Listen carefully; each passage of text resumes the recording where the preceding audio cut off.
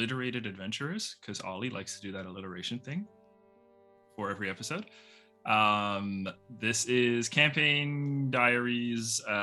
We are, spitballing ideas for our upcoming campaign, Hysteria, the Sandsea Age. I am going to be DMing. You've seen me play as Shin on some other stuff. I go by Zenokami on various places on the internet. More than likely, I probably, if you play Overwatch at our goal rank, you probably might have seen me. We also have with us Hannah. Hey, I'm Hannah. You can follow me on Instagram if you want. It's HannahBird826. I mean, if you want, just whatever. And I play Max in Monarchs and Murders campaign with Lycus D. Stratus and Shin here. D. Stratus. And who are you playing for Sandsea? For Sandsea, I will be playing Piminia Knuckle, a little gnome bard. We have a homebrewed subclass, which is really exciting. I don't know if we're announcing that yet. Should I say anything? Yeah, we can. We'll talk about a lot of the stuff that have happened since our last. All right, time cool. It's going to be the School of Dance.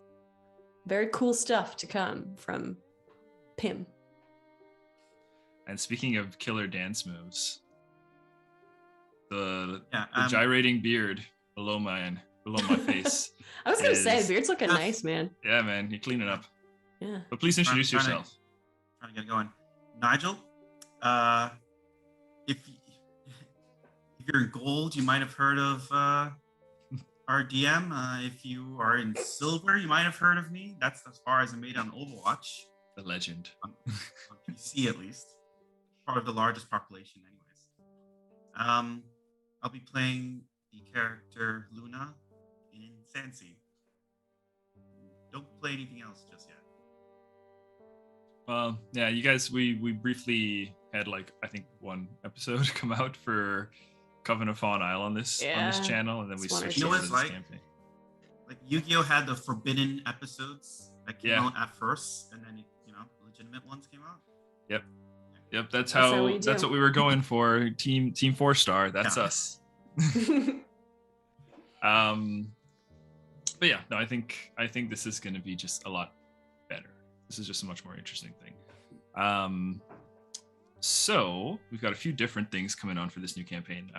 We've already kind of announced it in other episodes of this show. So we're not going to beat that particular dead horse, but we are going to talk about, it's a lot of time has passed since between episodes 2 and 3, which is this one. Hannah and I got a house. We moved. And I had some back issues because I'm old and have terrible self-care. Had back issues? Had? Past tense? You know what? Yeah, no, probably have back issues. I feel like it's one of those things that doesn't quite go away. It's kind of a long-term dealio. We're managing. We're in the managing phase. Yep. And then, yeah, we've actually had a few more of these episodes, this particular thing where we kind of talked about different aspects of the campaign, but now we're actually going to get down and start putting them out and actually recording them again. So some of this stuff is going to be stuff that we've already kind of discussed, which is good because, we got to kind of keep things pretty short and sweet. I don't want to kind of, again, beat this dead horse of this campaign's new, it's got weird things. One of the things we are looking at is kind of revamping Magic a bit, trying to make it more interesting, and really doing something unique and giving each spellcaster type kind of their own unique thing. So they kind of feel a little bit more individual as well. We introduced the concept of, I guess, starting with arcane spellcasters, we introduced the concept of the magic surge, right? In Hysteria, the Sandsea Age, the weave which permeates throughout reality, that is really the source of all magic, right, is a metaphysical weave, and it was metaphysically torn. Because of this, what was that word? Torn. Okay, that's not what I heard. It's all right. Porn.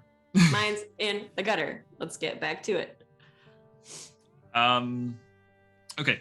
Weave is torn, and basically what's going on right now is that if you're an arcane spellcaster, you run the risk of having a spell result in a wild magic surge, right? We've played in other campaigns and stuff with characters who are wild magic surge sorcerers, which made for some of the best, most memorable moments of my D&D career. And I think that was an element I really like to see and makes magic, I think, a little bit more interesting. Let's see. Was my personal favorite was Max's character turning into a sheep mid-combat. Pretty solid. Or the potted plant was also. The potted plant there we against go. the boss. Yeah, This is like literally just about everyone's like, all right, we're in the house. We're gonna run out here and attack the boss. Boss battle. Expelliarmus, and he turns into potted plant. Gone for the rest of the fight. I did like the sheep too, because we were battling that big like tentacly thing in the forest or in the swamp. Yes. Oh yeah. Now I know what term. Yeah. And Venerius. Yeah, like, Fenrir wasn't there for that. One-shotted it. Fenrir had disappeared. Fenrir. Oh, that's right. Man, you were. That was a fun campaign. Anyway, so Wild Magic Surge, it's awesome, right? Clearly, it makes a lot of interesting moments, makes a lot of interesting memories, and I really just love how fight swingy it could be, right? I mean, D&D is already a game where we're already kind of relying on the dice, and if the dice are not with you some nights, well, then you're kind of screwed. This introduces kind of another element of randomness, right? But it's also manageable, right? So the way we set it up is that Wild Magic Surge occurs when a certain amount of magic has been drawn to an area, when it's kind of been, called forth, accessed. Okay, so when there's strain on the weave, right, that's when it's more likely that we will have a wild magic surge. Okay, so the way we quantify this is actually using spell levels. Since D&D does a great job of giving us spell levels, we're going to turn those into direct power relations, right? If you cast a 3rd level spell, you're obviously casting something more powerfully, right? So the world has a general magic surge threshold, right? Which is the amount of spell levels that a player, that we can basically reach in a given area of people or space. The amount of spell levels accessed in a given area that is going to, or not given area, is going to, kind of cause a wild magic surge. It's going to stress the weave, right? So it's within a certain amount of time too, right? Yeah. So for combat, basically, we were just going to do it by round. So it's like an every 6-second possibility, right? In combat is where it's going to be, I think, it's most interesting because it does introduce a very new management level to D&D. Now you got to sit there and think shit. He casted a spell. He casted a spell. He casted a spell. Where are we at for surge threshold right now? If I cast a spell right now, I could swing this huge, right? Especially if your casters are later in the turn order. Mm-hmm. Or if you have, yeah. Mm-hmm. I know. You wouldn't want to be the only caster at the end. No, you wouldn't. Cast high level spells, guys.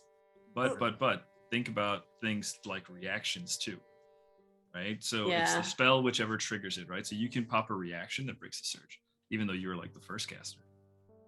So it almost kind of dissuades you a little bit, or it becomes a really resource management thing. Later rounds, you're about to take that big hit, and Luna, you just got to decide, shit, do I tank it or do I pop shield? Because I could risk a surge. Should we talk about what happens when we break the... No, that's random as shit. That's going to be super random. Oh, yeah. Oh, I thought it was... I thought we had talked previously about it, You break it, and I think you roll, right? Yeah, so you break it, and you roll to see if you hit the surge. So there is still another element of luck here, right? If you roll a 1 or a 20, so either side of the die, there's going to be a surge. And wasn't there... I'm just remembering there was something about, summoning... The scum. Something. Yeah. That's for divine casters. We'll get to them. Yeah. Okay. So how do we feel about that? The big thing I need to... Yeah, well, go ahead. Ask the question. Keep talking. Sorry. Yeah. Well, the one so cantrips are fine. Ritual casting, I don't think that doesn't strain the weave. I think ritual cast should continue as normal, Like you can high level cast. I mean, if it's just an outright high level in an area with a low surge threshold, anyway, I think things get a bit more complicated. Interesting. So different You know? areas have different surge thresholds. Yes. Yeah, just like in video games where you have level ranges. And there's for ways to mobs. see it too. Like it's think of it like magical weather, right? Uh, So you can kind of be like, what's the surge threshold at today? surgeometer just up in the air. The next question is, do you think it's possible that any of the characters would be sensitive to this? I guess, well, I wouldn't say druids actually, because I don't. No, druids, not really. Druids, only arcane casters. Sensitive in such a way that you mean like they can like, get a sense. identify of they can know what the surge threshold is. Yeah, maybe they don't know the exact number, but they can identify this is a low, high, or to give it something that gives a hint at the range. Yeah, what is this like weather-like thing that we can possibly observe? Okay. Two different questions. I'm gonna say to Nigel's question because that's really easy for me to answer. And that has been considered. Don't worry, I've got something in mind for that. Can you share it with That us? exact no, I can't. But I have plans for that. Hannah, your question was, How is it observable? how is it observable? Drawing from one of my favorite video games of all time, Final Fantasy 12. There are moments where you like walk through the mists, right? And when you're walking through the mist, you can almost like see like air kind of like twist and bend and reflect, right? So you can almost see like distorted versions of yourself walking from like different angles as you're going through. It's going to have this kind of like sulfuric smell. You can feel it. There's going to be like some physical sensation and stuff involved as well. You'll be able to tell. Well, just needless to say, you'll be able to tell. It looks like you ever look at like oil on water, like when it catches the light in the right angle. Imagine that kind of like swirly rainbow pattern, but just like across the air. So you can like see the fragility of the weave, sort of. Yeah, and you can like if you run your hand through it, it'll even act like oil. Okay, next question I'm thinking about. Oh, sorry. So in combat, it's pretty clear how it would work out. Not actually. There's something I need to check with you. Okay. With both of you. Do you think Surge Threshold, the effect should activate before the spell is cast or after the spell is cast? What do you mean? Isn't the surge threshold like a passive? Well, the surge area? effect. No, so some of them might be isolated to just the caster. Right? Some of them have like area of effect things, right? But like let's say Max turning into a sheep. Right? In that game, I ruled that it happened after. So he shot his attack and then turned into a sheep versus turn into a sheep but not be able to do his attack because sheeps can't shoot fireballs. I'm kind of, even though I'm playing a wizard, so I'm the most disadvantaged, I'm kind of compelled to say before. I think it ends up canceling out. Like you cast it and something happens, like it like, yeah, right. You don't. I Dude, think so too. I think that's fair. I mean, I love it. I am all fucking for shit like this. You know, because that's the whole. That's kind of the point. Yeah, that is what I kind of want. Yeah. Okay, but you know what? Here you go, folks. If you're playing this game at home and you want to use these rules, you can adjust the difficulty of your game by choosing where the surge threshold pops. Totally customizable. Yep. Look at that game design. Is that how it works with search? Oh, sorcerers? Honestly, I have no idea. And that's something probably worth checking out. Too bad Max isn't here even now. Yeah. I mean, we could look it up really fast. Okay, my next question would be when it comes to auto combat. Because in combat, you're going by a 6-second interval. So when you're auto combat, if you were in a city, for example, and someone casts, charm person or enhanced ability, spells that are more role play. Sure. I've actually developed a little bit of a formula for this, or I have like a general idea of the formula of threshold kind of being adjusted kind of based on size of city with magical population of that city, right? And just kind of doing it over like a certain square area kind of thing. Because not all cities are super magical, right? A city like the Ironwood, right? Well, actually, that's Druidic Magic mostly. Azafast is probably our best bet. So a city like Azafast and Bellins would generally have like a super low threshold because those guys are like pretty much all spellcasters, right? Or there's a lot of people as well with magical ability, right? Whereas a city like the Ironwood, I guess, because it doesn't have too many arcane casters, is threshold's pretty safe. Like you can probably get away with casting a few arcane spells. Like Muldan or Dan, if I'm saying it right. Interesting thing. Generally, I would say probably average, maybe even below average. Most of their stuff is tech. Like they're more tinkerers and engineers and artificers, you know. Okay. But so they do have like artifice magic, which is arcane, but I try when possible to flavor it as machine. So it's really going to be on a case by case basis. So let's say so someone casts a spell. You in the background are doing something to see if there are multiple people within that 30-60 foot area that had also performed magic to see if something activates. Have you thought about if we cast a spell and then someone else activates the surge in another building? I've thought about stuff like that. Like we cast Charm Person and then the building behind us a fireball. Oops. All of a sudden, just like glass, as windows shatter, right?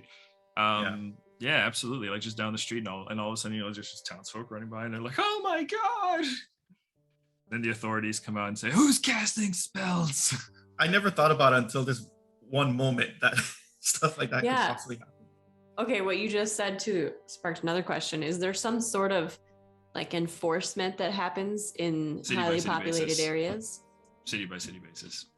Interesting. Some cities might embrace shit like that. Some cities might decide like, bring it on, right? They'd be idiots, but there are weird races in the world. I could see like a tribe of Kotoa who are kind of like, oh, the surge, yes. They're just standing in circles, just like trying to get the surge to hit them. It's funny. Okay, so so magical weather happens before triggering spell. Or really maybe instead of, or no? No, spell not still instead happens? of. Like it still happens. Like if it was like a good thing, like say, oh, you cast mirror image on yourself. Basically there you are, you're casting your like fireball spell, and while you're doing it, there's just like, a magical surge hits, and then there's several forms of you casting fireball. That'd be so cool.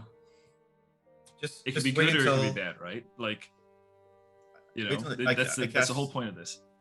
I cast animate object on like 9 swords, and I turn into a sheep, so it's just a sheep with 9 swords rotating behind it. Oh god. I imagine it's like a black sheep with like a white streak across its head. Yeah. Like a single curl. Yeah, exactly. Like drapes over one eye.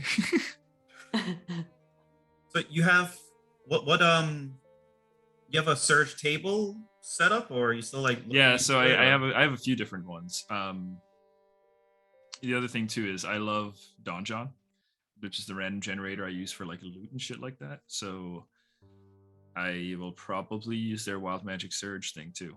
Here, let's see what we get, for example. Do it. Like you would just like run it on the spot and like find out there what it is? Yeah. It's literally just okay. You are surrounded by a flickering aura of light and have resistance against the next damage dealt to you. Hey. Or any edible fruits or vegetables you are carrying wither and become ash. My peaches. No. My good berries. A shower of flower petals explodes from your hand with no effect. This is awesome. You suddenly forget the names of your companions. That's really good. Wait, is some of this are they supposed to be permanent? Yeah, you'd have to re-meet everybody.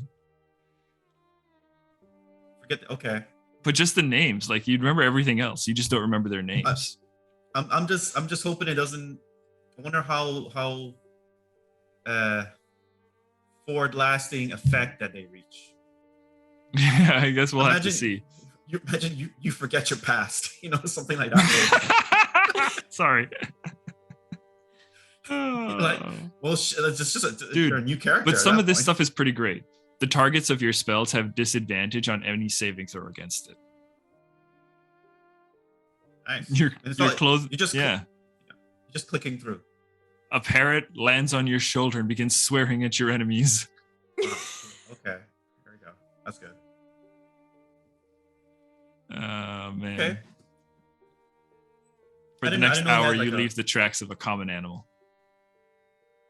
And I do reserve the right to change some of these. If I find there's a better one, I might go with it. Oh, this one's subtle but could be game changing. You are compelled to drop whatever you're holding. Under the right circumstances. Like if it's a rope with your companion holding on the other end while they're trying to climb up a mountain, really bad time. Holding on to the edge of an airship.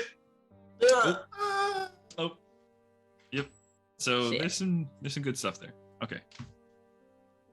It happens before the triggering spell too, so remember stuff like that, because I'm debating, let's say it's you drop whatever you're holding. If it's a situation where you have to hold a item as part of the spell casting component, you have a material component, it says in the spell you're holding this thing, and it says to drop what you're holding. You don't cast I would say the spell doesn't go. But I wouldn't be a bastard about it and cost a spell. No, I wouldn't make it cost a spell slot. I'll just say your spell fails. Yeah. That was your action was used up because of that. That's as far as I would. Yeah, I think that's fair. And I would agree. Here's a fun one. Once before the end of your next turn, you can cast Firebolt as a bonus action. Oh. Really a range. Yeah. Going back and forth. And not a lot of these are super long, but I think actually now that I'm looking at it, oh, hang on. I'm sorry. There are multiple levels of triggers. Let's see. So those are all first level triggers. Let's take a look at a 9th level trigger. Oh shit.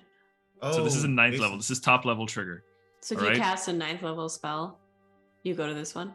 Well, no. This will just be, I guess. Oh, I'll fuck around with it. It makes sense to go by spell level. Yeah.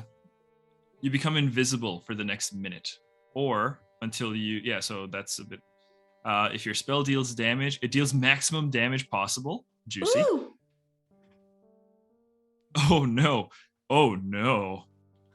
Every door, gate, chest, etc. within 60 feet of you suddenly becomes locked by an arcane lock. That could be a mess. That could be so bad. Like you're trying to escape from somewhere. Yeah. Oh, this one has Nigel's name written all over it. You feel a momentary stab of pain and take 1d8 points of poison damage and are poisoned until the end of your next turn.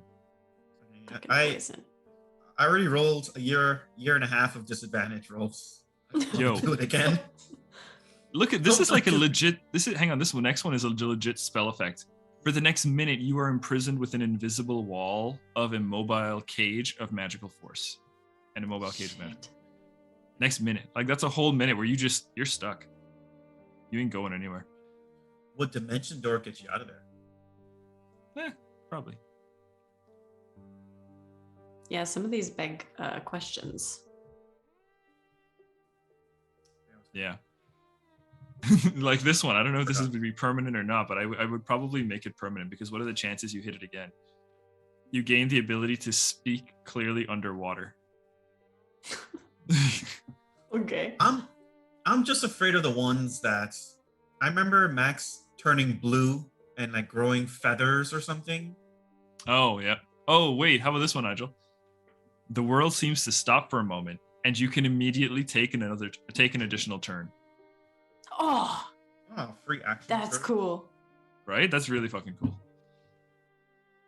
What is this? Wisp of shadows swirl around you, and you automatically cast counterspell against the next spell cast within 60 feet of you. You've been running into way more benefits than flaws, I feel like. Okay, hang on. I'll give you another. I'll give you a flaw then. I would even say like it's like an 80-20 benefit Yeah. to flaw ratio going on here. So let's definitely use this generator. Yeah. Sounds good to me. Good. I'm good with it. You are Moving confused on. for the next minute and must roll a d10 at the start of your turn to determine your behavior. Oh, yeah, You the are confused petrified until the end of your next turn. That's a bummer. The area within 20 feet of you is filled with negative energy, and each creature within that area takes 4d6 points of necrotic damage. Ugh. Each creature. So, Okay. so wait, is this generator gives you options levels 1 through 9? Yeah. So this is So like it's the probably worst. Yeah. I think that whatever level the spell is cast at that triggers it, that's the The level one. you should use. That's not bad. That's pretty fun. Yeah, There's 9. I think I do Yep. like that. Okay. I think it just saves And I you might from not- thinking more. I also Yeah. don't know if I'm going to use this generator totally, but I probably will. Just because it's So what are your freaking other easy. options? Well, I mean, Wild Search table for sure. The Wild Search table from D&D Beyond. I actually think I have I'm going to download things like Wild Search table. I think my favorite surge effect or favorite random magic effect was a legendary dagger you use for a one shot, where it's like one of the minor properties, if you roll it, was this angel from heaven will come down and will try to kill you for the rest of your life. Yep. Oh my Something God. stupid random like that. Permanent. Yeah, It's dagger. amazing. Like this. And the thing is, like, if you're at the DM, I think I want to roll the surge for you. So so like That's you fair. don't know what it could be, right? Yeah, you roll, you say nothing. I go to take a step, I fall because my legs go. Yep. That'd be fun. All Okay, right. so yeah, when it comes to Arcane, I Arcane. don't have any more Figured out. questions. Everybody's on board. You two are Sure. actually the big. Well, you two are two of our big arcane spellcasters. We actually have 3 arcane spellcasters in this party. Half We're the going to be party is covering. arcane Max's character? Mhm. He's sorcerer, right? Sorcerer. We're going to be covering Sorcerer, tools, wizard, and bard. tools afterwards, right? Yeah. Okay, so I have some questions. I'll save it till then. But Arcane. Yeah, was I have questions about items as well. Things get weird. Okay. So, divine magic. This one was a little odd. We actually, I think, have better notes about it in our Discord. Yeah, because we had discussed this, and it was tricky to what can be interesting to do, but not just punishing for someone to use divine magic for. Let's see. Oh, here we go. Divine magic. And the scum are sensitive. So the scum are sensitive to divine magic. They can basically track those who cast it. So the trigger for this is that all divine magic above cantrips and channel divinities can leave residual divine essence. So magic above cantrips and channel divinities. If you use a channel divinity, you could leave a divine essence, right? The divine essence, the DC is 8 plus the scum presence plus the spell casting modifier, right? So your spell casting modifier is, I guess, typically on a scale of, I guess 2 for most, simple spellcasters. If they're going to have like a minimum of something, they probably don't have 1. So I would say 2 to 5, right? Yeah. The scum presence is a number that I have on my notes for like a given area, right? Or it's whatever I feel the modifier is going to be for it. Great. So, if the player is a success, right? If you beat the DC, the character can channel.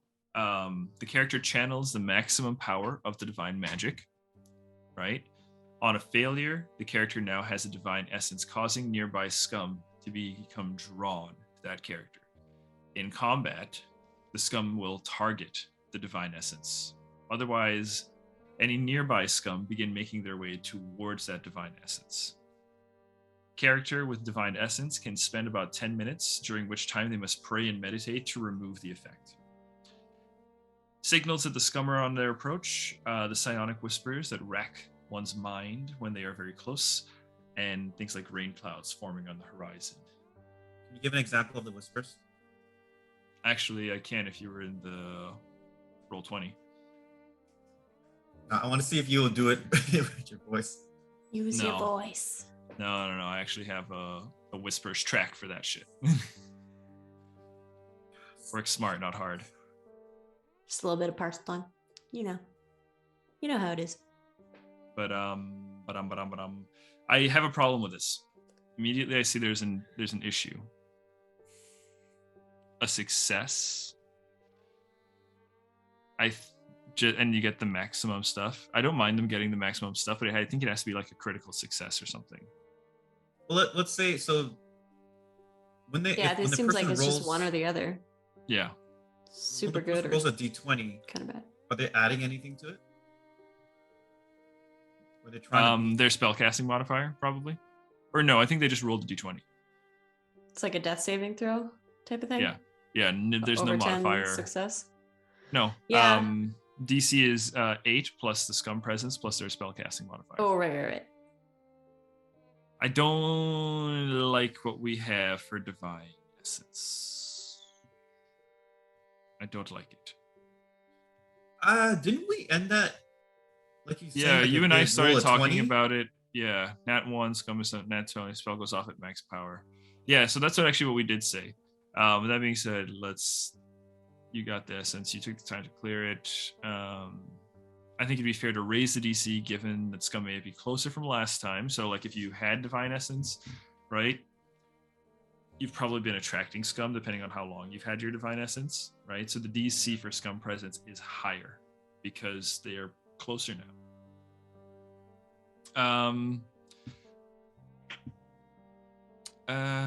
So rewards on nat 20s and a fail on nat 1. So on a nat 1, scum is summoned to the field immediately. On a 20, the spell goes off at max power. So what happens in between there? Their regular DC. You either succeed, you don't have divine essence, or you fail and you do have divine essence. Okay. So all ritual spellcasts would avoid these.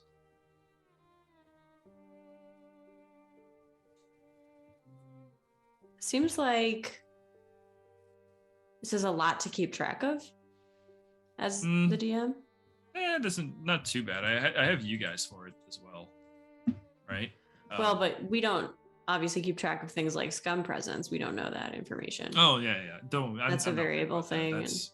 That's not. I have a general idea of like the given places that they're at, and I have a lot of different things. I mean, going on with the scum, so I'm not worried about it. Will you tell the player the DC? Will they know Will the I DC? tell the player the DC? Or just if they've pass fail? I guess like an AC. Yeah, I'm wondering if I should, because then you guys could kind of deduce things like scum presence from that. Right, so you can kind of tell if the scum is closer. You That's so sneaky. smart. That's sneaky beaky. Almost got you. You almost did. What do you guys think? Or this could be another moment where we decide if we want to make this game harder or easier. I think it should be like an AC. You don't tell us unless we figure it out. Okay. By way of trial and error. Works for me. I mean, and just like AC, if you wanted to say something like, just barely summons the divine presence, like then we would maybe get an idea, but that's up to you if you want to. Yeah, actually, it looks like keep it close to your heart. Yeah, and it looks like too. We also thought about changing some stuff too. Like the D20 roll that the player makes is actually a D20 plus spellcasting modifier plus proficiency, because if we did, because I think the concern was that the DC starts to get like stupid at high levels. Mm-hmm. Can I also ask, how are you calculating the modifier for scum presence? I have a general idea of like a given area where they're at. And it's something I can use to kind of, honestly, it's something I can use in certain ways to kind of adjust the difficulty of the combat, or like on the fly. Yeah, I don't want to be like, oh, it's totally on the fly. There is some method to it, but I don't really want to just reveal all that stuff. I have like start to figure you out. I have a general kind of thing about like where I kind of know they're at. Would it be easier to just, instead of making this this DC for the divine presence thing, would it be easier for you to just completely pick the number by feel? Like, why have a formula when one of the elements of that formula is up to, you know, how you kind of feel in the moment? Why not just make the number itself, the whole number itself, you know, up to you? Yeah. You know what? We could also say like, screw all this noise, and we could just do it like a madness thing. Like, explain. You cast it, you fail, right? And it is a condition. Like, it actually has like a you'd roll like on the madness table, right? For like what kind of madness you incur. And the only way to like get rid of it would be to meditate or something. What's the madness table? Walk me through that. So there is a madness table in the DM's guild, in the DMG. Let's see. 1 second. There's also different types of madness. So there's short-term and long-term madness. This would be to make it simpler than summoning scum. Yes, to make it simpler than, like, moving like things like that around and stuff. This is just pretty like, you see. I do like the idea, though, I will say, of having one natural 1 being something terrible, natural 20 being something awesome, but then this variable scale in between all that. Yeah. Okay, so let's see. Madness effects. Madness can be short-term, long-term, or indefinite. Most relatively mundane effects impose short-term madness, which lasts for just a few minutes. More horrific effects, or cumulative effects, can result in long-term or indefinite madness. A character afflicted with short-term madness is subjected to an effect from the short-term madness table for 1d10 minutes. A character afflicted by long-term madness is subjected to an effect from the long-term madness table for 1d10 times 10 hours. A character afflicted with an indefinite madness gains a new character flaw from the indefinite madness table that lasts until cured. Lasts until when? Cured. So I think this actually could work really well. So here's my scenario. You are a divine caster, right? You cast your spell, right? You fail. You get a short-term madness. Okay? You then... Oh, actually, no. Some of these are fucking brutal. Yeah, it seems a little too... Hang on. Because there's... Too much. The short-term madness, I just looked at the second one. Character becomes incapacitated and spends the duration screaming, laughing, or weeping. For 1d10 minutes. That's like an entire combat. Yeah, that should be like on the higher end of effects. Oh my god. The character falls unconscious. And starts rolling death saving throws. No, just unconscious. Character stunned. Brutal. Character does whatever anyone tells him to do that isn't obviously self-destructive. Character begins babbling as an incapable of normal speech or spellcasting. Fucking brutal. Yeah. Okay, this has to be very hard to get. Like, I'm down for this. I think I would switch the 1d10 minutes. You know, make it just like per round or something. 1d10 round? 1d10 rounds, yeah. Round? Or no, not 1d10 rounds. I'd probably 1d4? just say like a round or something, you know. Long-term madness. Okay, well, let's continue. Okay, so short. Well, we'll see. We'll fuck around with stuff. Okay, so that short-term madness table lasts for 1d10 minutes, right? And some of these are fucking brutal. So I like the idea of kind of like a thing that gets progressively worse the more you do it. You don't take time to stop it. What I don't like is that this is fucking brutal. Yeah, all of these are. Yeah, like 4 max. your character is blinded 25% or deafened 75%. That lasts for almost 10 hours. Your character loses the ability to speak. Yeah. Suffers from partial amnesia, uncontrollable tremors.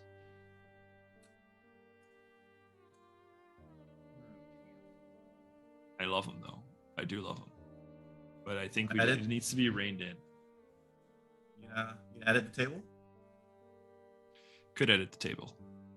But how would we switch between these? Like, so, okay.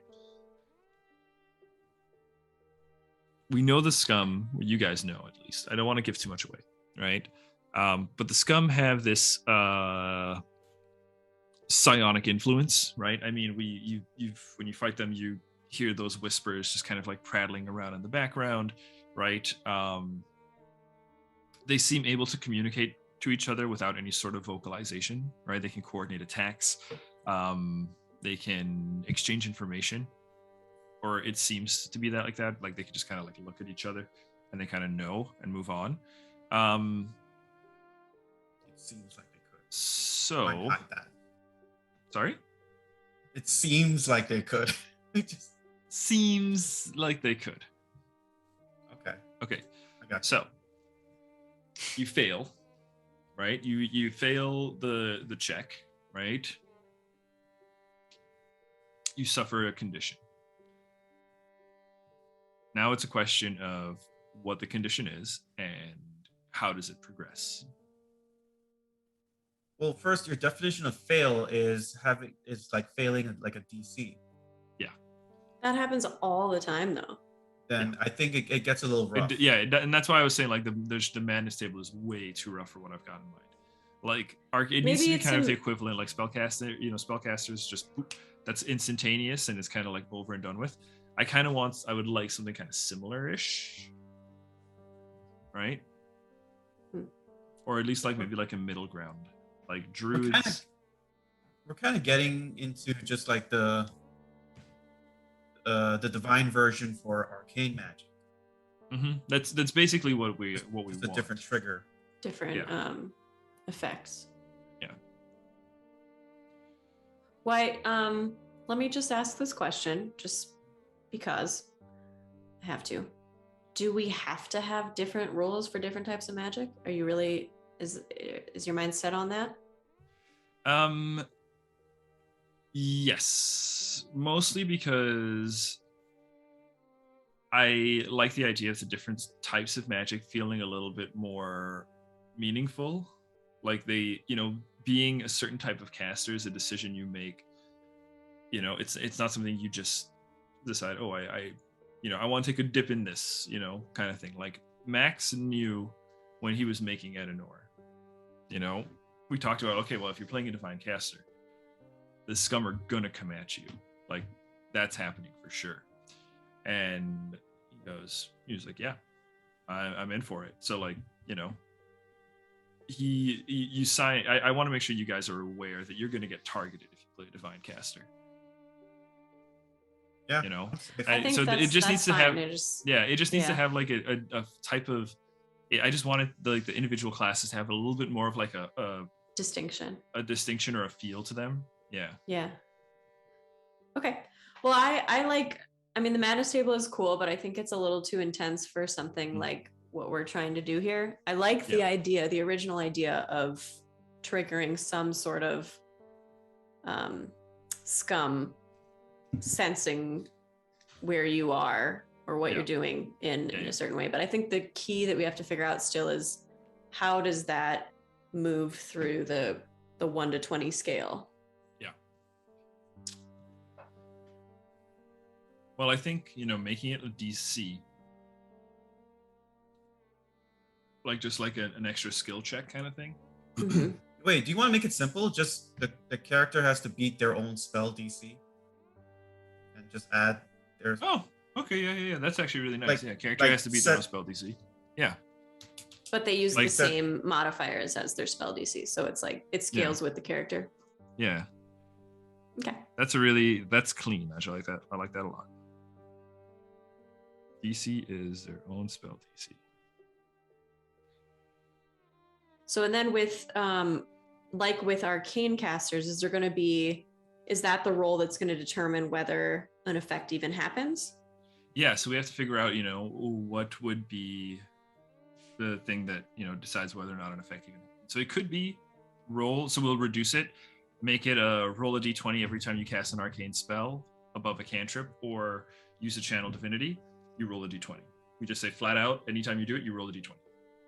Right? And it only happens on a 1, but on a 20, you should get a bonus. You should get a reward. So that kind of goes back to what we were saying before. So maybe on a 1, like, is the short-term madness too brutal? We have to ask ourselves that.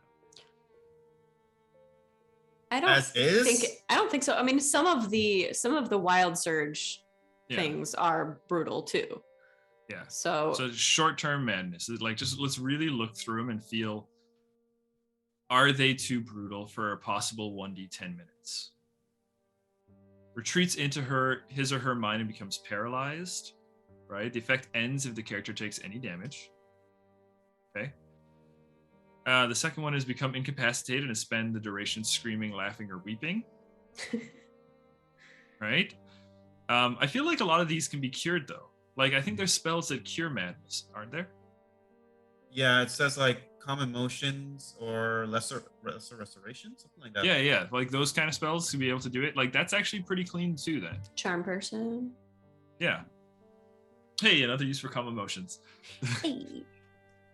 But that's a spell, which might trigger another thing. I love this chaos. Well, I think it could work. And then let's say, are you saying this would only happen if they rolled a 1? Yeah. Otherwise, nothing happens? Otherwise, nothing happens. Interesting. And that's the same for the divine casting. You roll a d20, and if you roll a 1, then... Or sorry, arcane this is casting. Divine cast. Arcane casting is on a 1 or 20, but it only happens if you break the spell threshold. So that triggers different. Right. Oh, so there's no like spell level threshold thing with divine magic. No, it's just every time you cast a spell. Every time you cast a spell or use a channel divinity, a spell above a cantrip. Yeah. Okay. And that's why it's just now. So it could be like So 20 remove is the DC and keep it to 21. Yeah. Okay.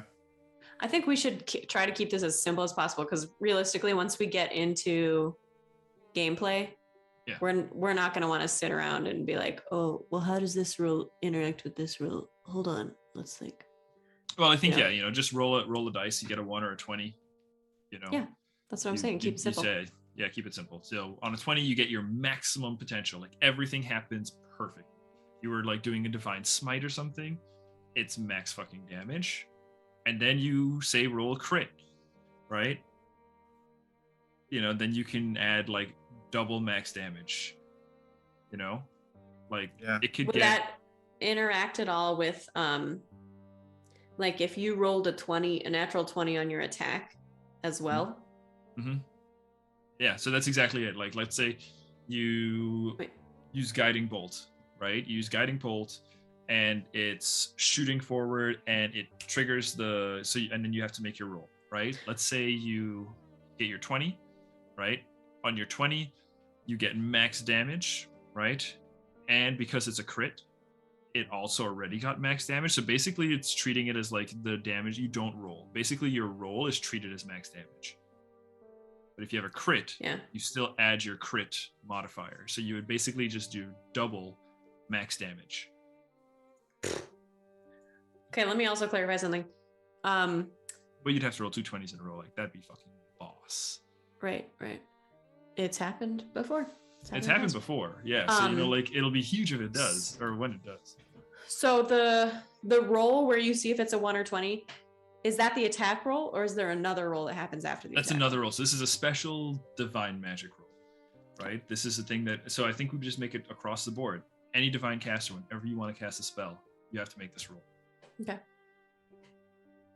What if it's a spell that doesn't have any sort of maximum or minimum effect? Like, I can't think of an example, but then it just works as normal. If it's invisibility or something. Maybe you keep your spell slot or something. Oh, okay. So what I want to check is, we're going based on like divine magic, but in terms of schools of magic, well, are spells labeled like divine magic, or? Oh, divine I would just do it. I would do it from whoever, based on your class. So paladins and clerics cast divine. It's a type of magic. Divine isn't a school of magic. Yeah, that's okay. So this is like if you're playing a cleric in this world, this is what you're signing up for. What are the divine casters? It's cleric, cleric and paladin. Druid, according to Player's Handbook, is technically a divine caster. In Hysteria, it's not. Druidic magic is its own school of magic in Hysteria, or its own type of magic. Druidic magic. How do we feel about divine casters? Does that sound clean? I think we got somewhere. I think so, yeah. Okay. Oh man, those madnesses are gonna be juicy. And does it happen before the spell or after? Always, but let's just say always before for everything, so we don't have to remember differences. Before works for me. Have to play extra careful now. So if it was like invisibility or something. No, this madness. You would get. If the spell that you were casting triggered this wasn't invisibility, but then you like went mad, you'd be mad. Yeah, you would just be like, let's say. Or if you turn into a potted plant, you just be an invisible potted plant. Yep. You're just an invisible potted plant until it's over. Or if the madding effect happened afterwards, you fall unconscious and then go invisible. Yeah. And then no one can save you.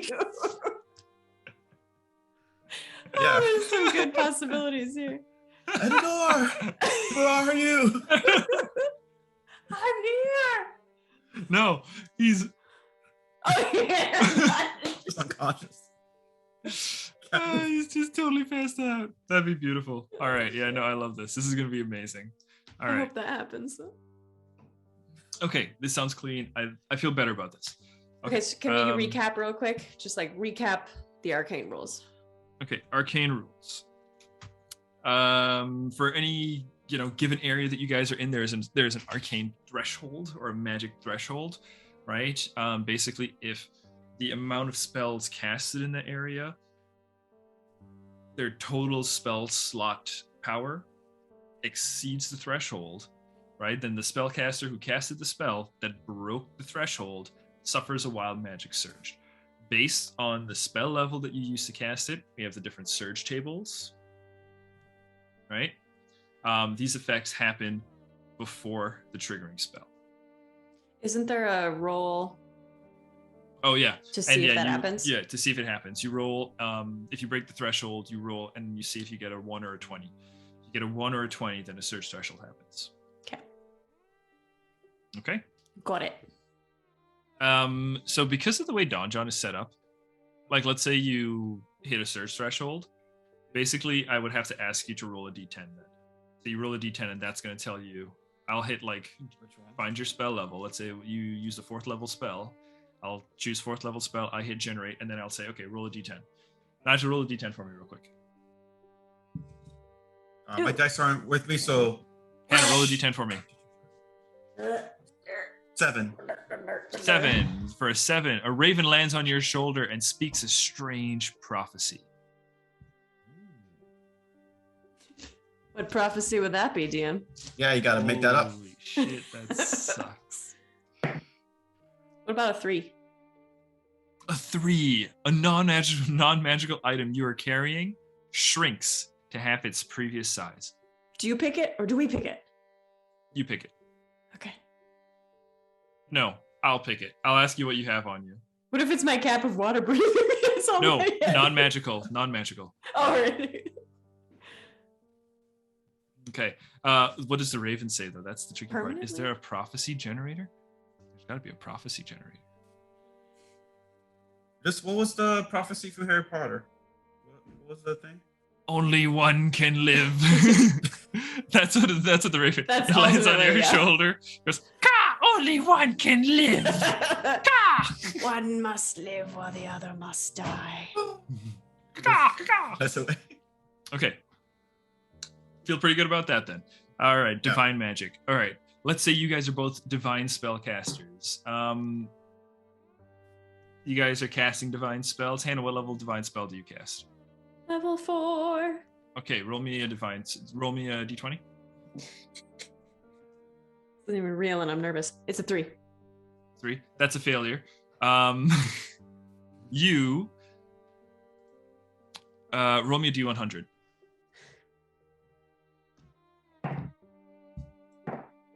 14. 14. Wow. You retreat into your mind and become paralyzed. If you take any damage, the effect ends. Nigel, what spell are you casting and at what level? Holy Weapon level 5. Holy Weapon level 5. All right. Roll me a d20, please. I'll do it. Say I roll a 1. Oh, Roll darn. a 1. Okay, roll me a d10, please, or d100, please. You don't take a roll, right? What'd you get? 22. 22. Your character, Luna, becomes incapacitated and spends the duration screaming, laughing, or weeping. Your choice. What's the duration? Oh. Turn. Spends a turn? No, you spend. Now you roll a d10. Why? So that's how long the effect lasts. That's the duration? Yeah. 7. Is it 7 minutes? 7 minutes. You will spend 7 minutes. No, that's absurd. 7. Even 7 turns is absurd. I think it's fine because there's ways to break it. Like you can use. There's lots of spells that'll break it.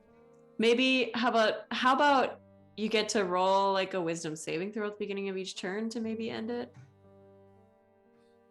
I mean otherwise that just completely removes someone from the combat unless you guys work together. Have each other's backs. I don't know. That seems a little intense to me.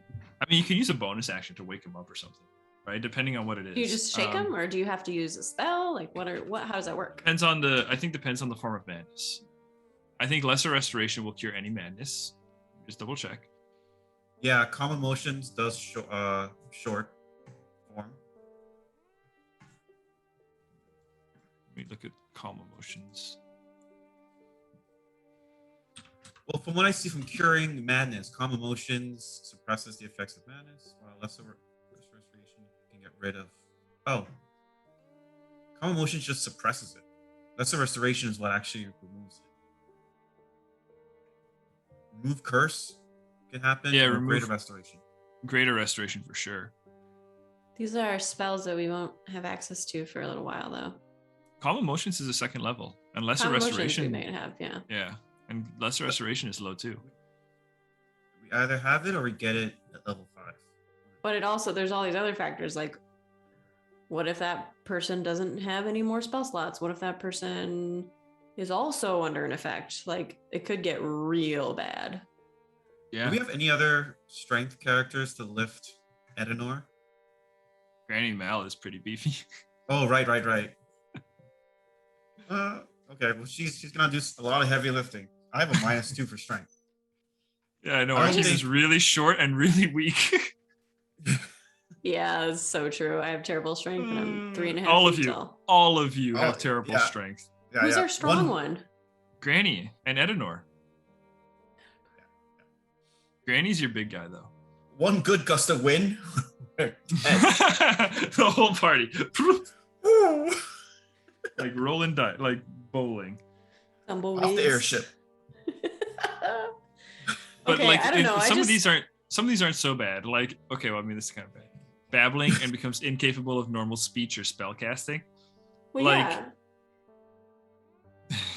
I think that 7 minutes is like the excessive part. If it What if we was did like, it one? What if we did this 1d4? I think, yeah.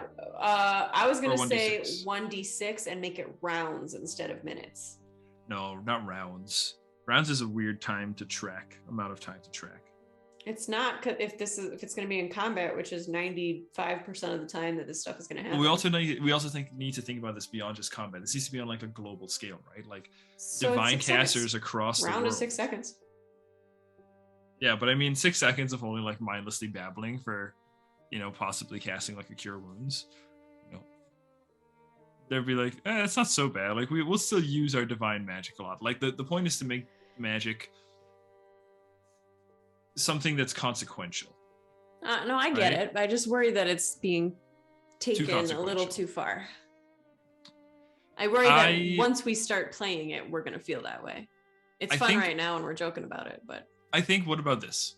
Well, we just have to talk about how you stop it, right? I think if we can make stopping it easy, then it's not so bad, right? So then that way it still has like a global, thing where like people don't want to use it because if they don't have someone around to help them stop it, or they don't have those resources able to stop it, they don't want to risk divine magic. Or basically Mhm. there's like, like priests will say like, oh, if you want me to use a resurrection spell, like you got to pay me a fuck ton.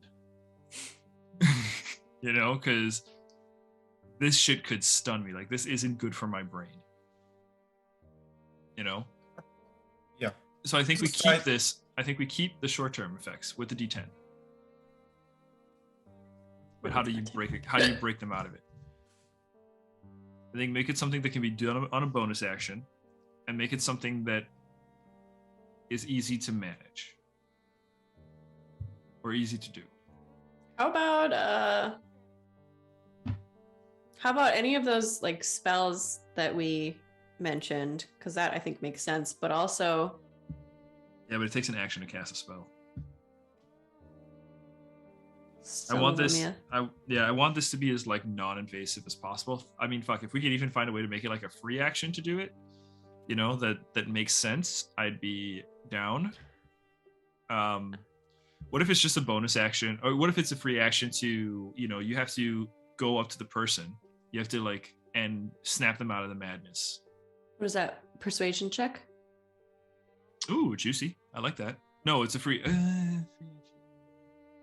I think it No, would I think it's be a free action. I I think it don't would know. be an action. I mean, I don't mind one person taking an action to help another character out. don't- That doesn't bother me, but Nigel, what it do just you has to be something that's succeedable. I don't want to end up doable. punishing not punishing, but I don't want to end up like inconveniencing too many people at the table with it. Yeah, I don't want. Yeah, just not to start messing with actions, because Yeah. at least because I think most of the time the effects will be felt in battle. Mhm. Because when it's out of battle and someone's down for 10 minutes, like okay, we just Let them ride it out. chill. Yeah. yeah, exactly. Sometimes they go into the madness and they're like, all right, guys, like I'm gonna risk the madness for this, and just let me ride it out. And if we Is have, there's we but have- is there's what? I was gonna say, do we have like is it 6 of us in a party right now? There's 6 of you in the I think party. 6, yeah. So, because if you make it an action, you can potentially take out, 1/3 of the round for. Yeah, for the Party. team. Like that's that. I don't really want to fuck with that. So I think either a bonus action or a free action. I think making it a free action is probably fair. This is a homebrew mechanic. I'm really just kind of putting in for shits and giggles. I think the only method of inconvenience is that you make it like a movement thing. Like you have to shake the person out of their madness. You have to shock the person out of their madness. So you could even, if you wanted to like, shoot them with a crossbow bolt or something from far away, I would say that'll break the madness. So maybe they're in this state until they take damage. Maybe that's what it is. They're in madness until We could just go up and unarmed strike them. Yeah. Okay. Well, no, then that's an action. Yeah. It needs to be I mean, something the way that I doesn't... see it, it's like it's not. Let's think about how likely this is to occur, right? So Very first likely. they're going to cast a spell, then they're going to roll the d20 to see if anything happens as a result of casting that spell, and it's a DC for this one, right? It's not a 1 or 20. It's their spell save DC. It's their spell Their own save spell DC. save DC.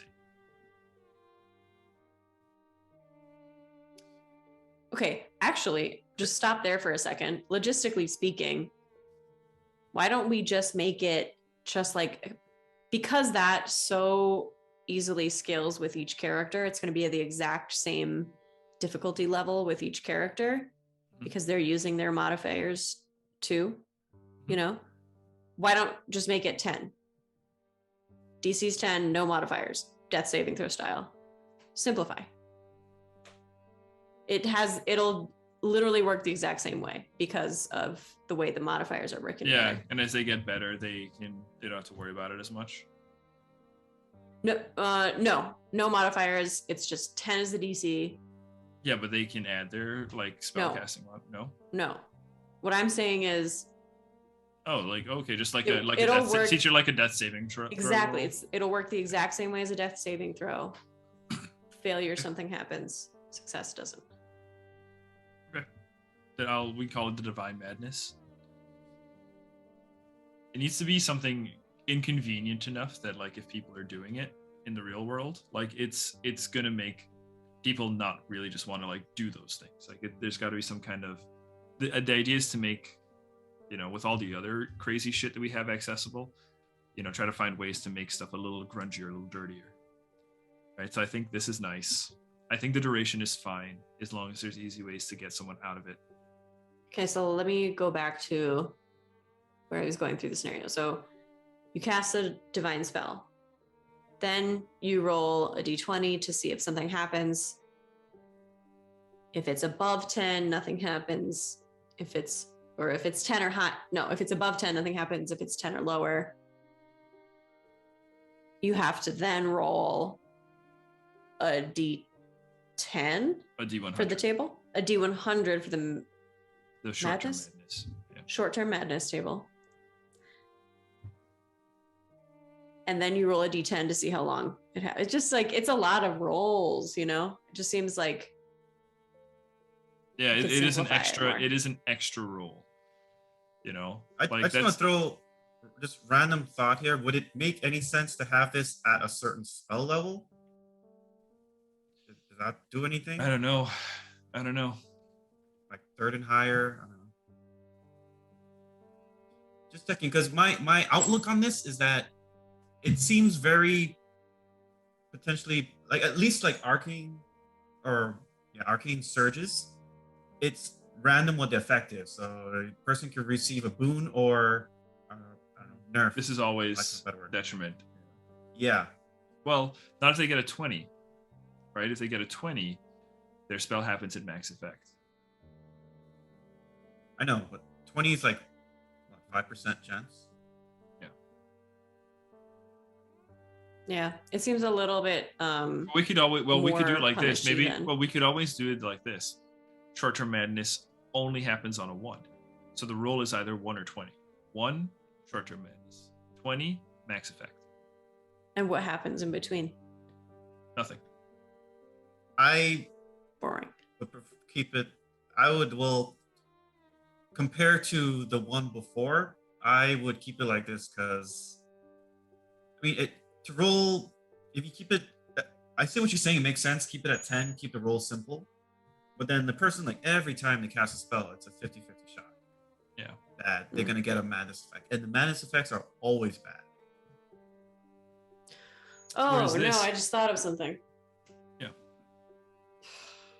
What if someone is multi-classing a divine spellcaster and an arcane spellcaster? They suffer both.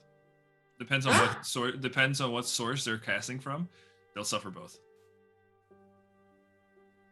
One spell? No, you can't cast the same spell from multiple sources. So your spell like your thing tells you what spell, what the source of what class gives you your spell. Okay. So okay. you'll just go according to that. Okay. I was worried that was going to be really hard to keep track of, but I guess it's not. I think you just keep it on a 1 in 20 roll. I think that you just go boom or bust. Just make it a boom or bust roll. I guess that makes sense. That's a 10% chance of something happening. Yeah, 10% chance of something happening. It could be good. It could be really good. It could be really bad. And it keeps it consistent with what we have laid out for the arcane casting. That's also a 1 or 20 scenario. The only difference though is that on a 1, even if you do roll a 1 and you're gonna roll on the wild magic search table, something really good could happen or something bad could happen. While for arcane, a 1 means madness table, something bad is well, you know what we could do? Yeah, sorry. Yeah, you know what we could do is we could also just treat this like the old Wild Magic Surge from the player's handbook, which is where I just call for a divine madness roll if I feel like it. So it doesn't always happen. I just decide, I'll say like Max will say, oh, I'm going to do this. And I'll say, roll a divine madness. I think it's safer to put rules on it. Yeah, I think it's safer. I do think it's safer. I think it makes it more fair. But I just think that there is a precedent set with Wild Magic Surge to do something like this.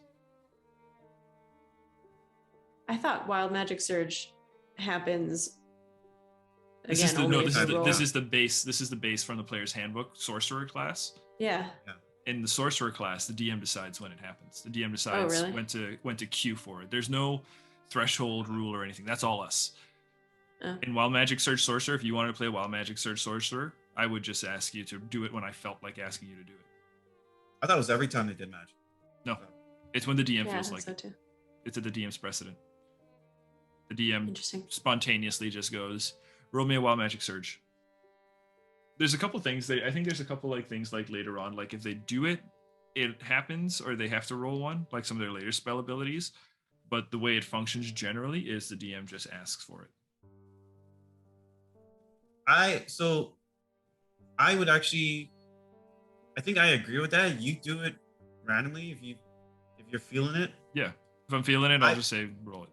I would add that if you're any table you use, add us a roll for scum of pairing. Okay, sure.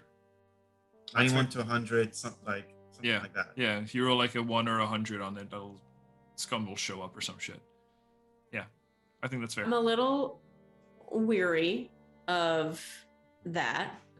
I'm treating it like it reduces the rolls overall. That's what I'm looking at. Not the scum thing.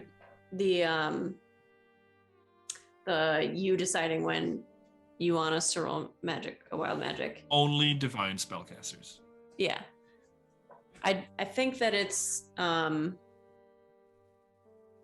mean, yeah, do what you want. If you think it'll be okay, then maybe it'll be okay. But I think that from a player's perspective, it could cause drama at the table if one player starts to notice or feel like they're being wild magic surged more than another player, which you may not intend, of course, but yeah, luckily we only have the one divine caster in our table. Okay. But I mean, it could be NPCs. There could be NPCs, and honestly, I'll try not to, but if it happens, usually kind of I'll probably throw it on like the big moments, like when you're casting a resurrection spell, roll me Define Madness. He's laughing at that. Like, lol, fails. Oh, I got a 1. Oh, but you got a 20. You're carried. The person instantly resurrects, and they could even change their race if they want. Okay. There's things you can do with it. Yeah. So yeah, I think that's clean though. DM triggers when they feel like, right? The rolls are either 1 or 20. 1 short-term madness, 20 maximum effect or bonus effect, even depending on how it goes. Right? Yeah, I agree. Okay. All right, cool. Druidic Magic, this one's actually really simple. We are using the Dark Sun campaign's rules. What's that? But it's exclusive to Druids. So, the Druidic Magic, the idea is to give some consequences to the Druids, right? And make it really roleplay. Because I feel like Druids often get selected because they're super big powerhouses. But this sets up the Druid to not only be the big powerhouse, but also be forced into being kind of roleplay facey a little bit. So, when you defile, right? So this is what can happen. A Druid can choose to defile, okay? Whenever you defile, you gain defiler points based on the effect applied according to the defiling benefits and costs table, which I will give you guys. These points have an immediate and cumulative negative effect applied immediately from the accumulated defiler points table. All points can be shed in 1 or 2 ways: assume the taint, or meditation with the land. The number of points you can spend on the effect is limited to half your caster level, rounded down. You cannot defile if the area has been drained of vegetative life, which is actually probably the one thing we're going to change. You can probably always defile. What is defiling? So, defiling. Can we just start with that? Unfortunately, that's not how the book starts with it. Okay, I'm sorry. I can't listen to anything after when you defile, this happens, but I don't know what here are the Defiler Effects. Okay, here are the Defiler Effects. The Defiler Effects are: you can add a careful spell element or a careful spell effect to your spell, right? Meaning it's a meta magic. You can use the distant spell meta magic. You can use the subtle spell meta magic. You can use the empowered, extended, heightened, quickened, or twinned spell meta magics. So you can basically, if you're a druid and you want to, do what sorcerers do and cast your spell on 2 people with twin spell, you can do it. But to do that is going to cost you. To do that, you are going to earn defiler points equal to 2 per spell level. Right? You can also recover a spell slot as an action, or you can also cast a spell without components using Defiler by defiling your magic. I'm just looking at Hannah's face the whole time. I am not, because I'm reading from a note thing. Does that work for you? That's it. Yeah. Those are the effects. So you basically can get any meta magics, recover spell slots, or cast without components. Okay. Now, what she's wondering is, what does it mean to be defiled? Yeah, what does that it mean to be? Look like? Okay. So, when you are a defiler, let's see. So the defiling effects.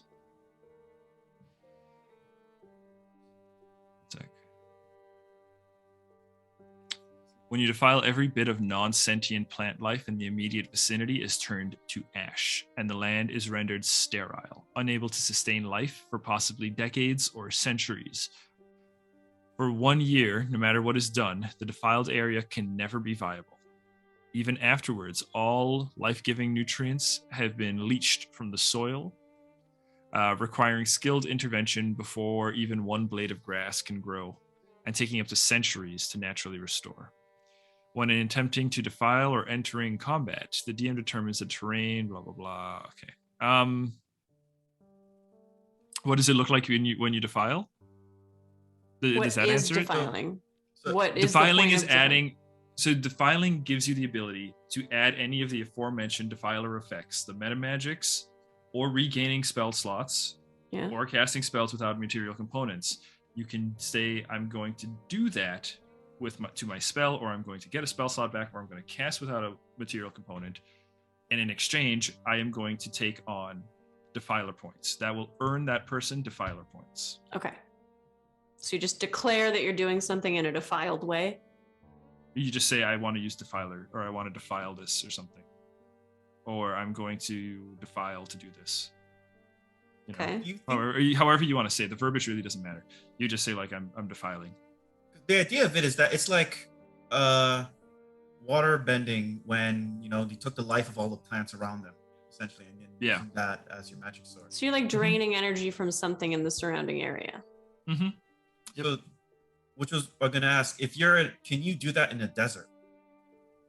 So I think there is a table down here for what like available defiling points, right? So barren, boulders, sandy wastes, salt flats, there are only 3 defiling points available in areas like that.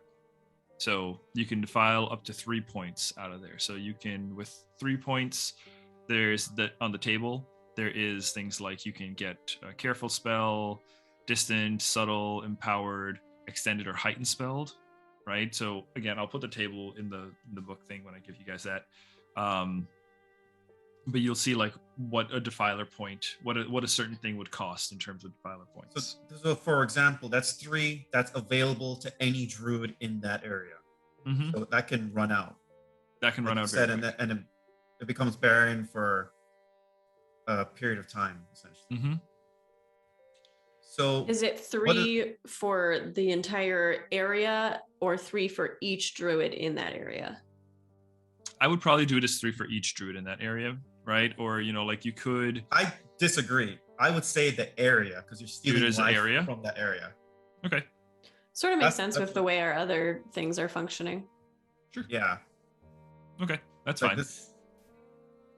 That works for me just fine. Like if we want to just use the rules like verbatim, like basically what I wanted to use is use the rules verbatim from Dark Sun Setting and just only use it on druids.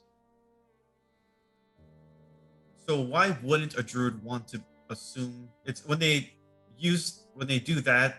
What was the word you said? They assume the taint. Okay, well let's talk about the defiler points. Tell me about the taint. Okay, well let's talk about defiler points before we get to talking about taints. Okay, we got a point before we taint. Nigel's eager for the taint. Yeah, he's really excited about this taint. So defiler points table, right? When you earn defiler points, right, there is a defiler points table. If you have 1 or more points, you have an effect. There's an effect associated with 1 or more points. That's -2 on charisma and wisdom checks. If you have 11 or more points, you get -2 constitution score reduction. If engaged in strenuous activity for at least 1 minute, you make a constitution saving throw or gain 1 level of exhaustion. The DC is 0 plus the number of current defiler points. If you have 21 or more defiler points, you get another -2 on your charisma and wisdom checks. So you're sitting at a -4 on charisma and wisdom checks. You get 31 or over, that's another -2 constitution reduction, and your alignment switches to evil. That's a real dick. Yeah. So essentially, the more defiler points you have, the more fucked up shit gets. If you have 41 or more defiler points, you become an undead NPC under the DM's control. Oh. Make a new character. You are just an asshole. Yikes. But that's like a lot of points. Like that's 41 plus. Like you have to like a careful spell. Look at, or let's say if you want to use a subtle spell, that's 1, right? So you got to do at least 41 subtle spells. So then, I was just gonna ask, does that number just stack, or how do you spend defiler points? No, yeah. So now when you have defiler points, basically, as long as you have defiler points, right? Well, we'll talk about that in a second. Okay, so what do you do when you have the defiler points, right? So you have these things accruing, and obviously these effects suck, and you need to get rid of them. Okay. Well, also, do the effects stack, or is it just it switches to the next? No, it stacks. Like it continues. Okay. It all continues. So like you can end up with a -4 on charisma wisdom checks. You can end up with a -4 constitution reduction and an evil alignment. Okay. So a defiler has 2 options to purge the points and remove the negative effects of defiling. Okay. In most preserver circles, it is considered better to die than to defile. And if one can remove the taint of defiling, that person, even if one can remove the taint of defiling, that person will be seen as a defiler.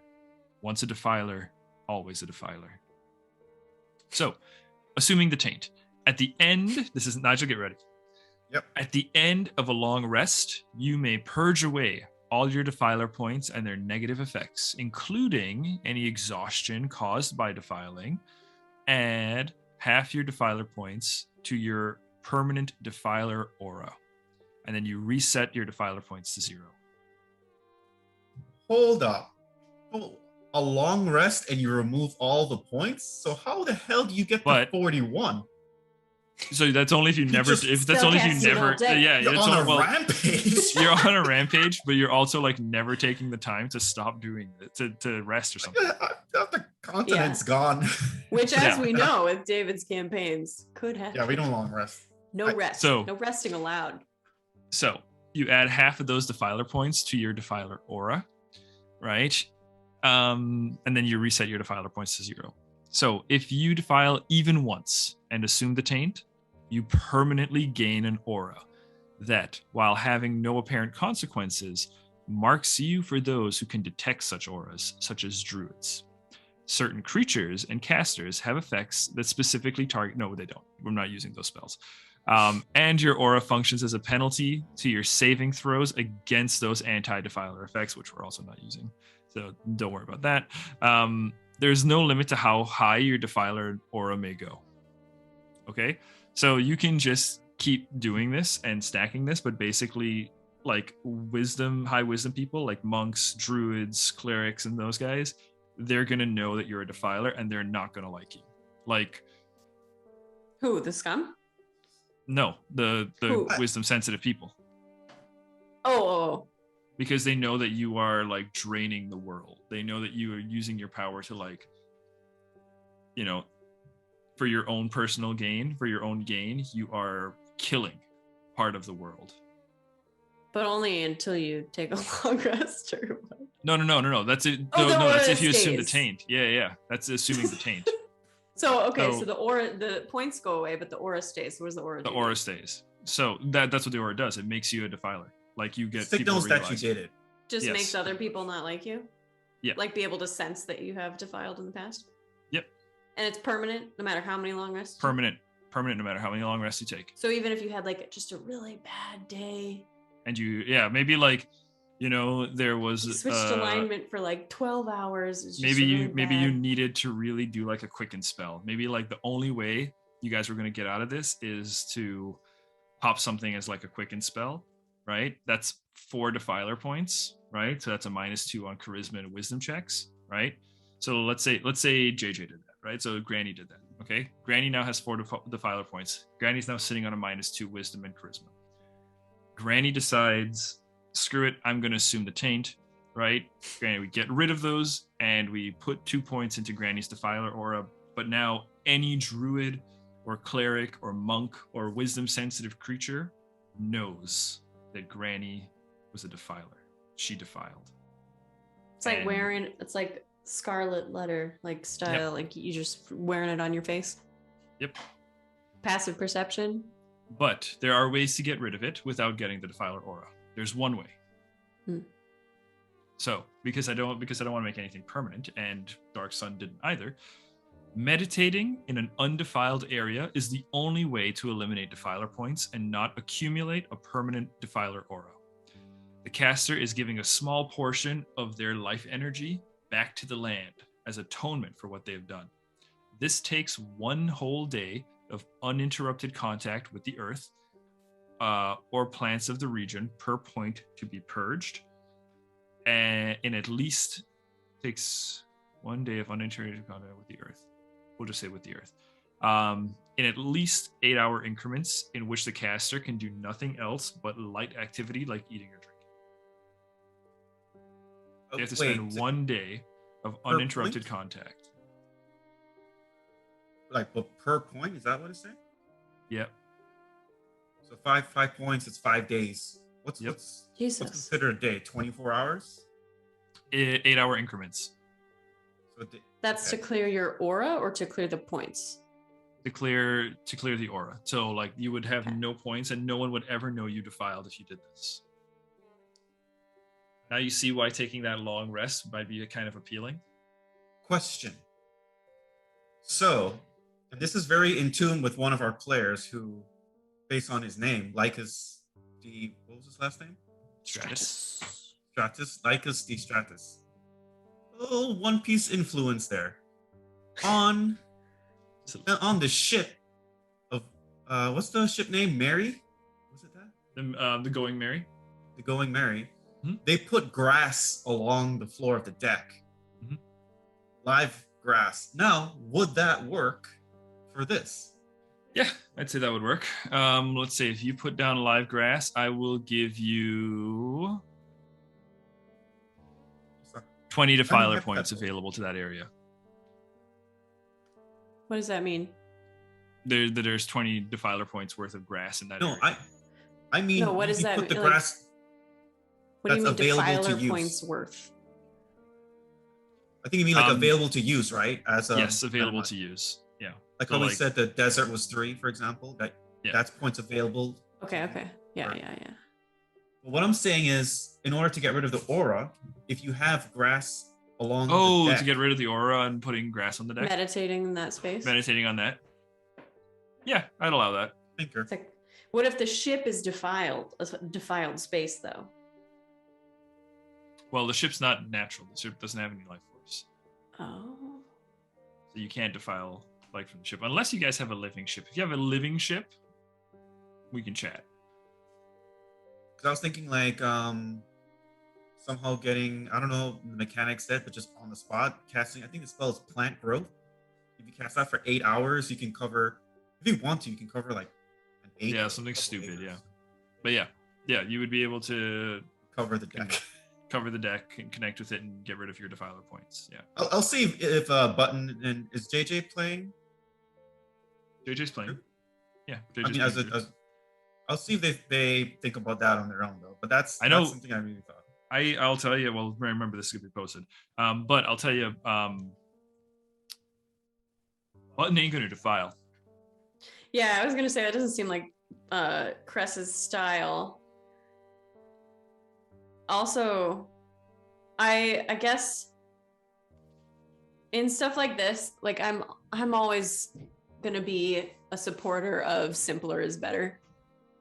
Like I think it's great if both DM and this druidic player are like on board and like really have a solid understanding of how this works. But for me as a player, that's like way too much to keep track of. Like I wouldn't want to do that personally. It's really not that. I don't know. It's really not too bad.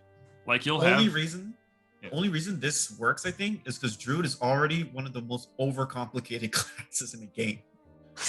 So when you play anyone that, who plays a druid is like already down to. You already have your Excel sheets out and stuff. Yeah, they're already like taint out, ready to assume it. Taint is out. I'm ready to go. But I also don't think like you'd have to be. Again, I don't see unless you're an evil druid, unless one of them decides to go evil. I don't see them doing this a lot. But it's an option. It's there. Right, so it's very optional. They can make it through the entire campaign without ever having to do this. But I suppose it is like if you're in a pinch and like this you is really a make or break scenario. Yeah, you have to do this carefully, or you have to do this quick or whatever. It's an option. It's an option. Is it assumed that every druid knows how to do this? Yeah.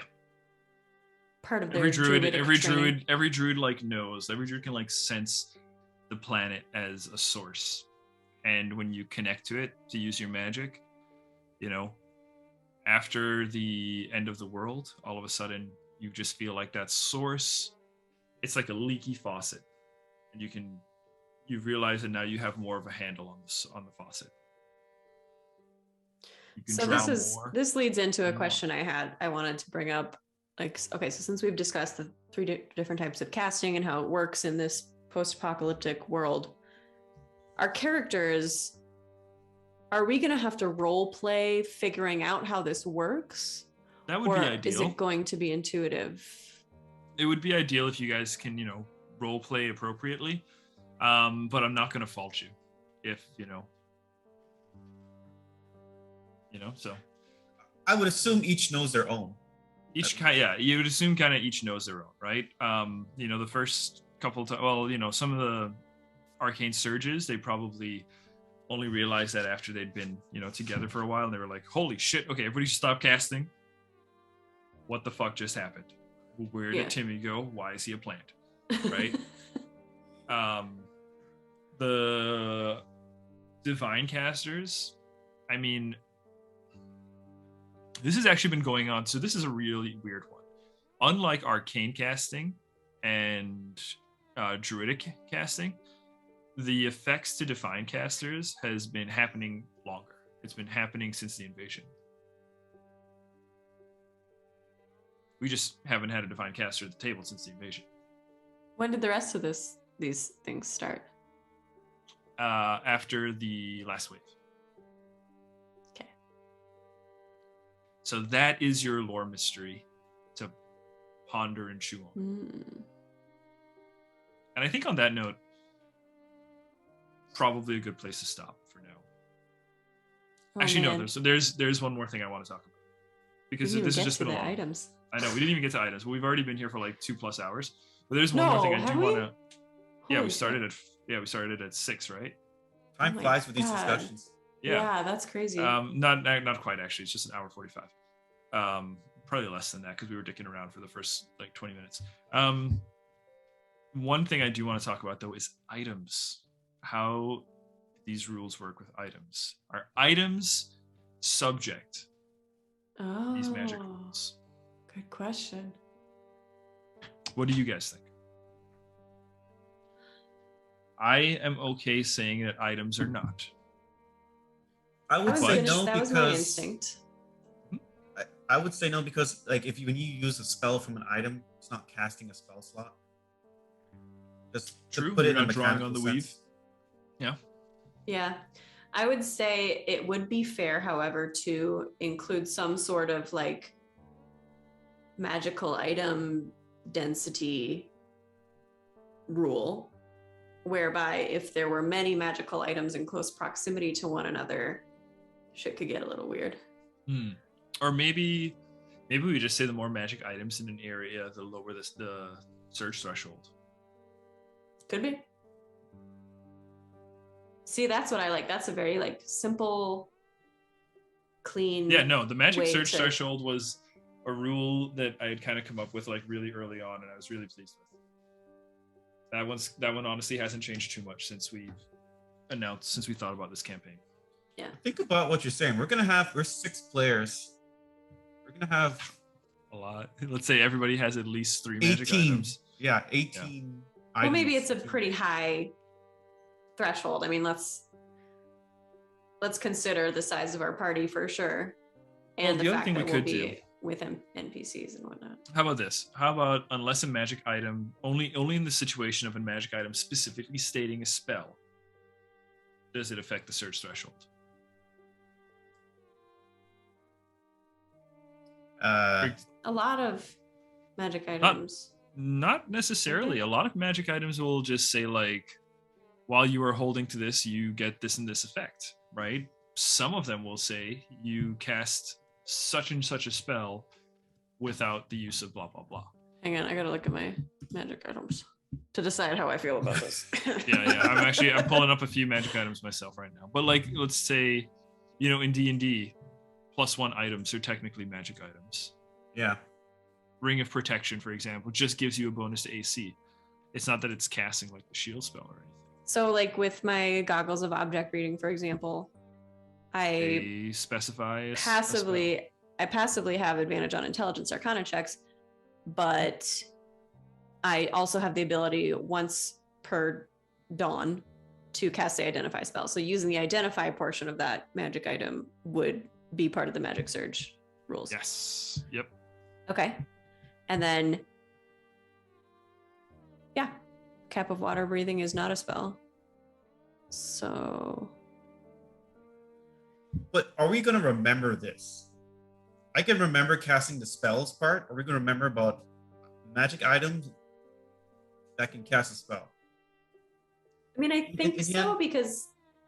Well, I think so because when a magic item allows you to cast a spell, usually there's like a charge. There's like 1 or 3 charges or whatever, you know. You still have to like mark something off in your character sheet. So I think that will sort of trigger our,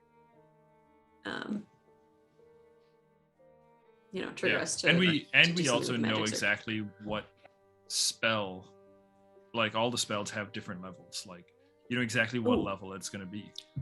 Problem is, I don't know what, it doesn't say what level. Oh, does it in my spells? Maybe it does. Totally does. I mean, First level. Okay, never mind. It's a first level spell.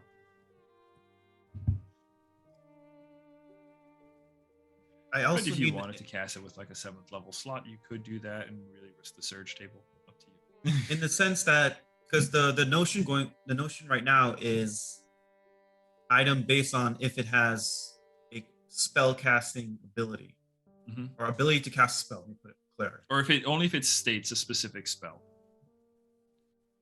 I'm sure there will be exceptions, or like it states that it's functioning like a specific spell. But how will you remember this while we're playing? Well, I think mostly when we're playing, it's like I'm gonna use my Cap of Water or my Goggles of Object Reading to cast Identify. That's how I would state it in game, and that's very obviously casting a spell. And then I'm gonna go. What level spell is Identify? First. Okay, so I'm confused then. Are you saying that when you cast the spell, it counts towards the threshold? Yes. Yeah. Okay, so I missed a step there. Yeah. So only unless if you say like I'm going to use my like what Hannah just said.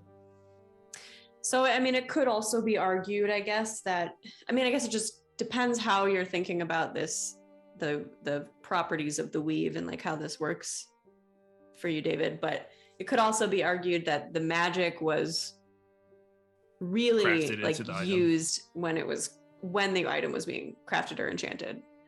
I could see that argument. Stabilized in the item. I don't know. I think I think it should function where like the item is invoking the spell, even. You know. I would agree. If it was me choosing, I would say that too. Yeah. Although we could talk about maybe just limiting the effect to the item. Like let's say the goggles, you cast Identify with your goggles. The magic surge doesn't affect you, but affects your goggles. We'd have to make sure that works with all of the different prompts, but yeah, that would be fun. Let's see. Hang on. I still have them up here. Your goggles. Let's see. That's the first level trigger. Weep uncontrollably for a minute. Has advantage on a next attack. Yeah, exactly. Go, goggles! A haunting dirge fills the air, gradually fading over the next few minutes. Your goggles suddenly unleash a string of insults at a randomly chosen creature within 20 feet of you, dealing 1d4 points of psychic damage. Oh, I'm inclined to say yes because the comedic moments in this could be insane. There'd be a lot of flavor going on, yeah. That'd be pretty fucking awesome. Oh man. Well, this is gonna be interesting to play. Like I said, obviously you saw me like freak out when you started talking about when you were talking about the druidic stuff. I was just like so overwhelmed listening to all that. So as a player, am always going to be a proponent of keep it very simple, because once we start playing, we're not going to want to stop and argue the rules. Yeah, I don't think this is going to be too complicated. Like basically, let's say you're Nigel. Let's say you're a druid and say you want to defile.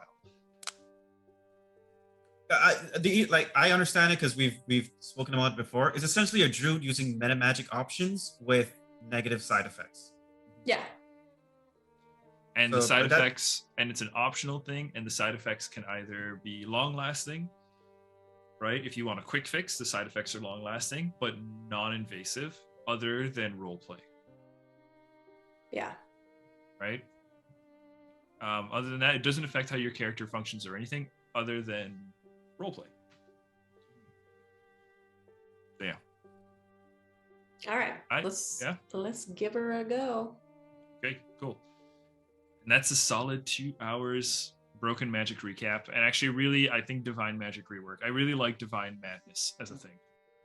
So I might come just up with to different forms of madness. quickly go back to that. We're no longer doing any sort of scummining.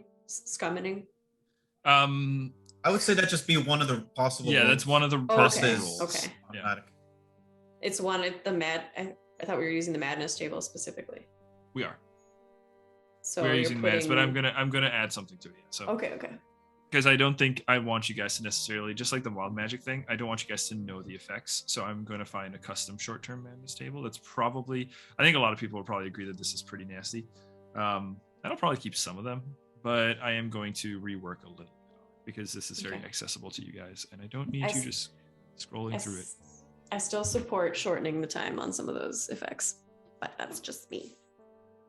Oh, one sec. Dog cotton wire. Okay. Dog, go away. You know, we're really not going to talk about items at all. I feel so bad. Yeah, no, we're not going to get to items today at all. We did talk a little bit about items. No, we're already 2 hours in. Magic items.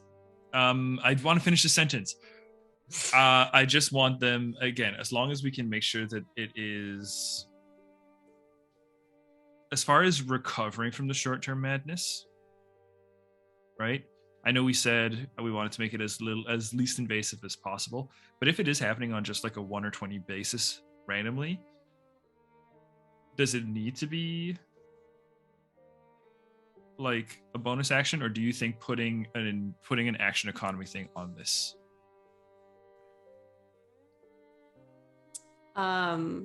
Sorry, you're talking about a character coming to like shake someone out of their madness?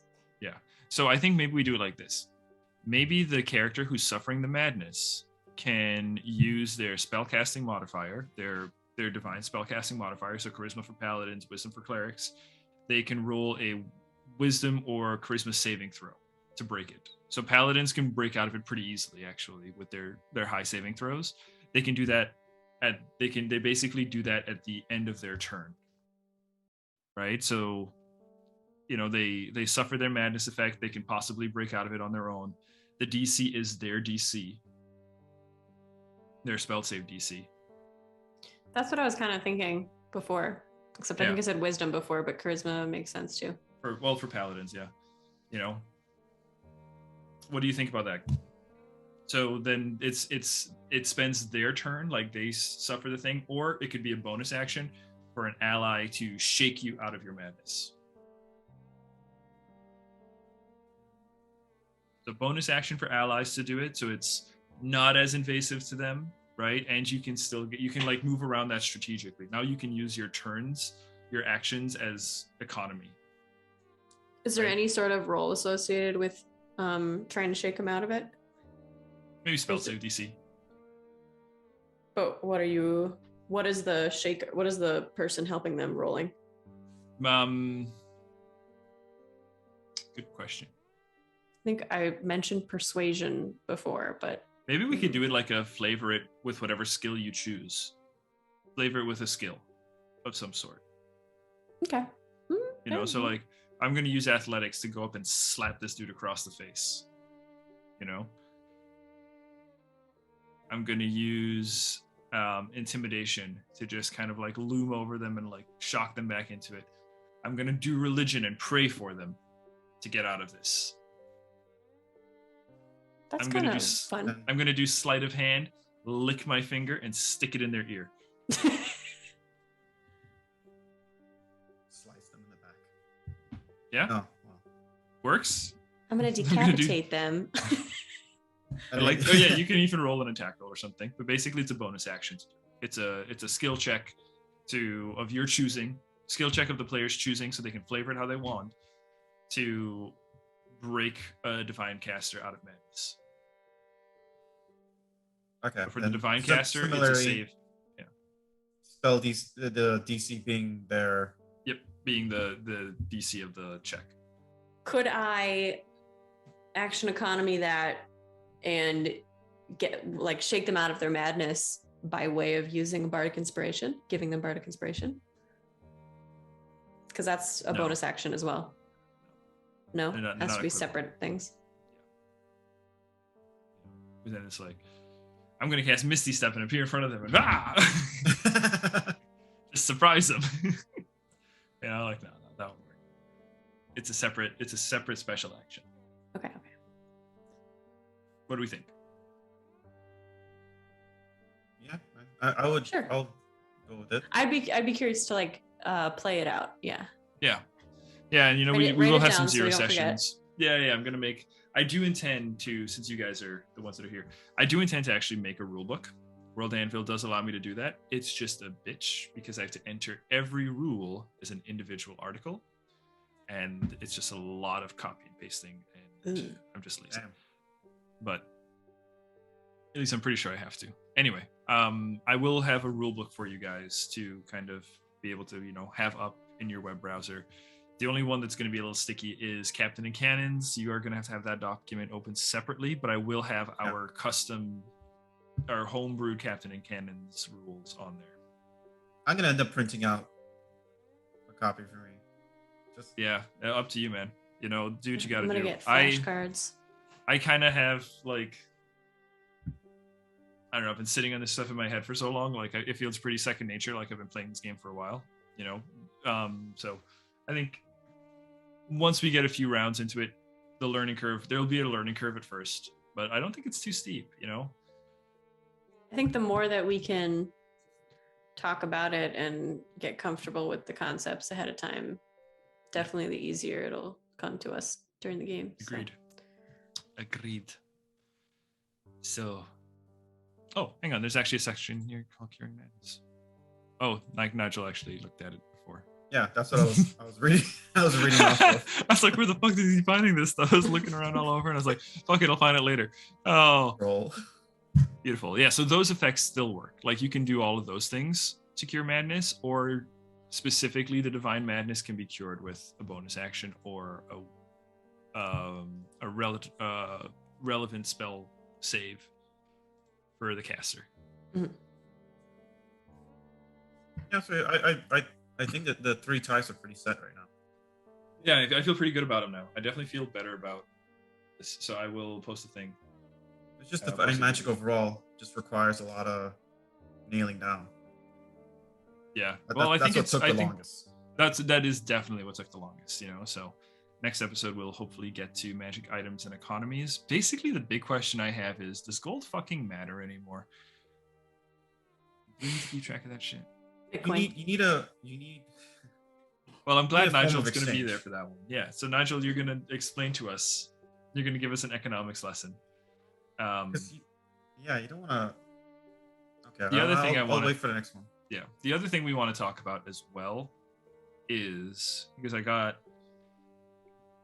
this was something that was kind of brought up, is that all of this stuff that's happening to magic casters feels like I'm punishing magic casters. Do we want to talk about introducing elements of making it harder for melee classes? No. And here's why.